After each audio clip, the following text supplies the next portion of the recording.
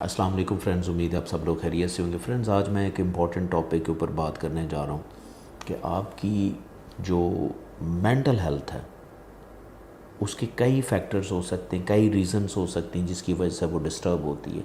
लेकिन एक सबसे इम्पॉर्टेंट फैक्टर जो है वो आपका मैदा भी हो सकता है। और इस वीडियो में मैं आपको बताऊँगा कि मैदा कैसे आपकी मेंटल हेल्थ से लिंक्ड है और मैदा कैसे डिस्टर्ब होता है तो आपकी मेंटल हेल्थ डिस्टर्ब होती।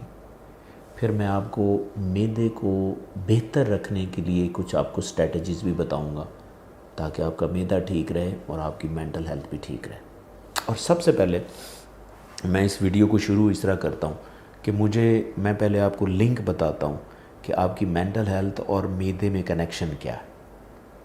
देखिए, आपका जो ब्रेन है वो डायरेक्टली कनेक्टेड है आपके मैदे से भी, यानी कि एक लिंक जैसे दिमाग का दिल के साथ भी एक लिंक होता है, इसी तरह दिमाग का मैदे के साथ भी लिंक है।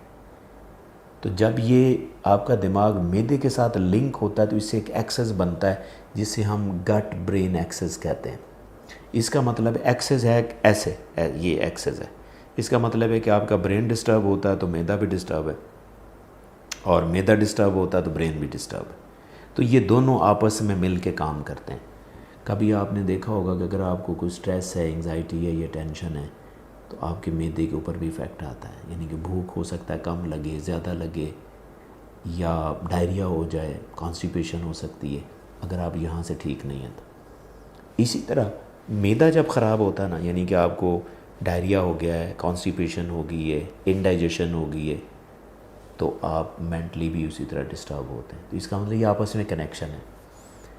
अब सबसे इम्पॉर्टेंट अंडरस्टैंड ये करना है कि ये कनेक्शन आपस में इतना मजबूत क्यों है। देखिए, मैं आपको एक इम्पॉर्टेंट चीज़ यहाँ पे बताता हूँ। आपने नाम सुना होगा सेरोटोनिन का, जो कि हैप्पीनेस न्यूरोट्रांसमीटर है। हालांकि न्यूरोट्रांसमीटर ब्रेन में बनते हैं, लेकिन इंटरेस्टिंगली क्या है, आपका जो सबसे ज़्यादा न्यूरोट्रांसमीटर है ना, कोई 90% ऑफ द न्यूरोट्रांसमीटर जो सेरोटोनिन है वो आपके मैदे में बनता है। इसलिए मैदे की हेल्थ बहुत ज़रूरी है अगर आप खुश रहना चाहते हैं तो। अब वो सेरोटोनिन को आप कैसे बूस्ट कर सकते हैं, सेरोटोनिन या डिस्टर्ब कैसे होता है, पहले मैं आपको ये बताऊंगा, फिर साथ में आपको कुछ स्ट्रेटजीज ऐसी बताऊंगा जिससे आपका सेरोटोनिन बेहतर रहे।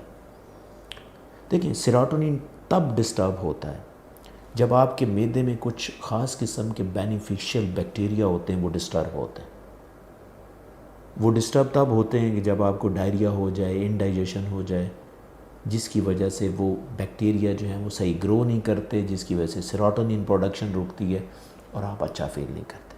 तो इसका मतलब आपकी हर मुमकिन कोशिश ये होनी चाहिए कि आप उन बैक्टीरिया को मेंटेन रखें, उनकी ग्रोथ को प्रमोट करें। तो आपने करना क्या है, कुछ स्ट्रेटजीज़ मैं बताता हूँ। पहली बात तो है कि आप रेगुलर मील लें। आप जो भी आपकी टाइमिंग्स हैं, ब्रेकफास्ट जो भी आपने टाइम सेट किया हुआ है उस टाइम पे आपने मील लेना। कभी भी कोशिश ना करें कि कभी खाना बहुत ज़्यादा खा लें या कम खाएं। खाना आपने मॉडरेट मिकदार में लेना है, क्योंकि सम टाइम हम खाना जब बहुत ज़्यादा खाते हैं तो इनडाइजेशन होती है। इनडाइजेशन होती है ना, तो डायरिया हो गया, जिसकी वजह से आपके यूज़फुल बैक्टीरिया निकल जाते हैं। इसी तरह आपने हर उस फूड को प्रेफर करना है जिससे बैक्टीरिया की ग्रोथ होती है, और वो फूड ज़्यादातर ऐसी फूड्स होती हैं जो फर्मेंटेड फूड्स होती हैं, यानी कि जो बैक्टीरिया की ग्रोथ को प्रमोट करते हैं, जिसमें सबसे इम्पॉर्टेंट जो चीज़ मैं आपको सस्ती और सबसे बेहतरीन चीज़ जो है वो दही है। बल्कि मैं दही की अगर आप लस्सी बनाते हैं ना तो वो ज़्यादा इफ़ेक्टिव है, क्योंकि जब दही की लस्सी बनती है ना तो वो दही के अंदर जो प्रोबायोटिक्स होते हैं, अब वो प्रोबायोटिक्स वो चीज़ें हैं जो आपके बैक्टीरिया की ग्रोथ को बेहतर करते हैं। यानी कि फर्मेंटेड फूड्स वो फूड्स हैं जिनके अंदर प्रोबायोटिक्स होते हैं या प्रीबायोटिक्स होते हैं। तो आपने ऐसी चीज़ का इस्तेमाल करना है जिसमें प्रोबायोटिक्स होते हैं, और प्रोबायोटिक्स योगर्ट में, दही में बहुत ज़्यादा होते हैं। अगर आप दही की लस्सी बनाएं तो वो प्रोबायोटिक्स ज़्यादा एक्टिव होते हैं, जिसकी वजह से मैदे की सेहत और बेहतर होती है। तो अगर आप इन स्ट्रेटजीज़ के साथ चलते हैं तो बिलीव मी, आपकी जो मैदे की हेल्थ है वो ठीक रहेगी, और मैदा ठीक है तो दिमाग ठीक है। उम्मीद है आपको वीडियो अच्छी लगी होगी। but still if you have any question, please write me in the comment section and definitely I will answer. Thank you.